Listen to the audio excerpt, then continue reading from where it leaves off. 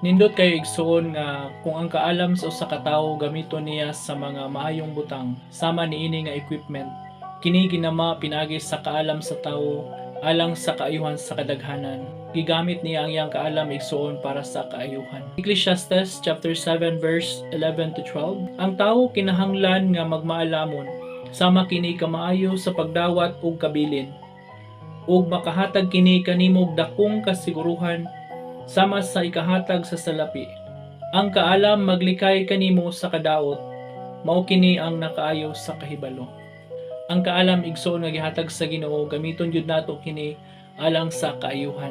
Walay kaalam igsoon nga gihatag ang Ginoo alang sa kadautan, kundi alang sa kaayuhan sa atong kinabuhi. Kung aduna may kaalam igsoon nga gigamit sa dili maayong butang, sa dili maayong buluhaton, kana nga kaalam dili gikan sa Ginoo, kundi gikan sa atong kaaway nga mao ang demonyo.